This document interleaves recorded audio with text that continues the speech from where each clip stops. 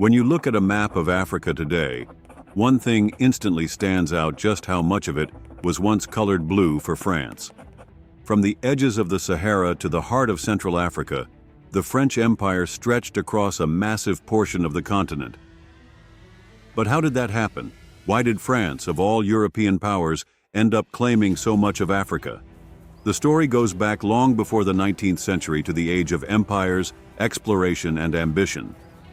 After Napoleon's downfall, France wasn't just trying to rebuild, it was trying to redefine itself.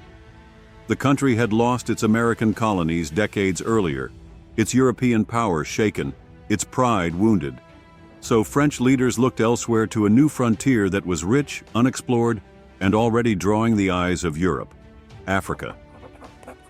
At first, the French presence was small: a few coastal trading posts, some old forts from the days of the slave trade. But as the Industrial Revolution accelerated and European nationalism grew fiercer, France saw empire as a way to prove it still mattered. To rule, to teach, to civilize, that was the language they used. But beneath all those noble words was something more familiar: competition, greed, and the hunger for global prestige. This was the beginning of a race that would reshape an entire continent and leave scars still visible today.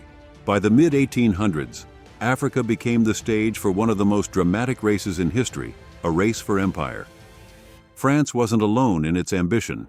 Britain, Belgium, Germany, Portugal, every major power wanted a piece of the map. And each nation justified its expansion with the same story: the so-called civilizing mission.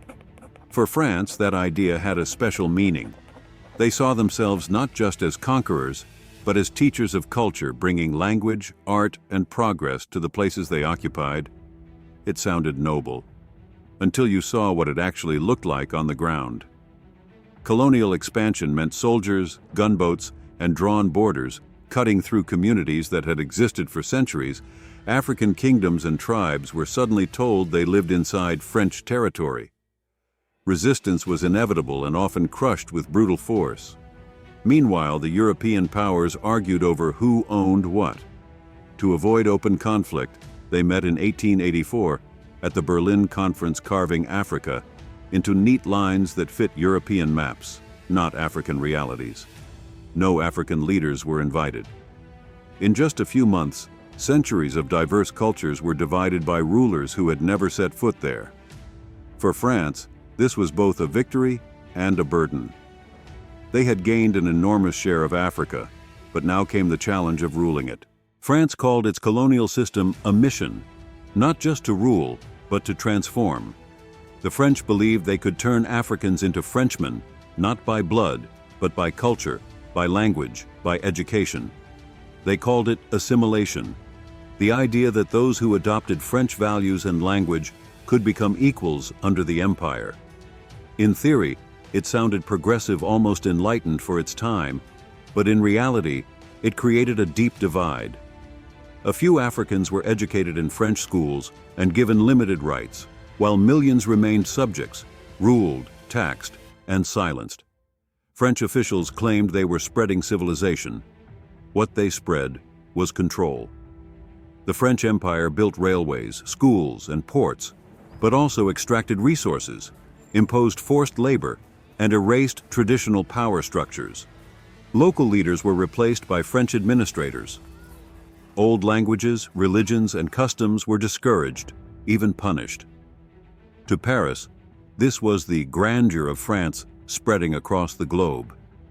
To those who lived under it, it was something else entirely: a loss of identity, a quiet form of conquest that reached into the soul. By the early 20th century, France ruled over a vast empire from Morocco to Madagascar. But empires don't last forever. World War I drained France of money, men, and faith in its own invincibility. Yet even then, tens of thousands of African soldiers fought and died for a country that didn't see them as equals. After World War II, everything changed. Europe lay in ruins, and the very idea of empire began to crumble. Across Africa, new voices rose: teachers, veterans, students, people who had seen the world and refused to stay silent. They wanted what they had fought for: freedom. France tried to hold on, promising reforms, offering half measures, but the tide was unstoppable. From Algeria to Senegal, independence movements gained strength. Some came through negotiation, others through blood. In 1960 alone, 14 French colonies became independent. It was one of the fastest transformations in modern history, a single empire breaking into nations overnight.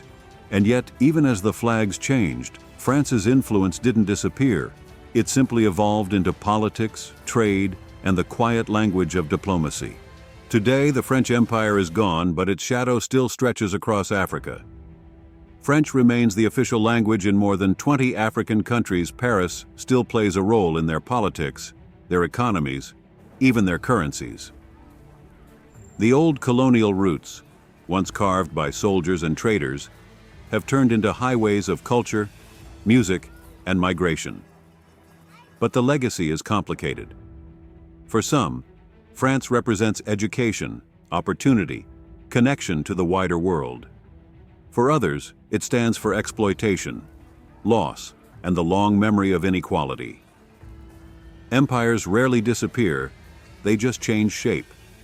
The borders may have faded, but the consequences remain etched into the soil, into names, into languages.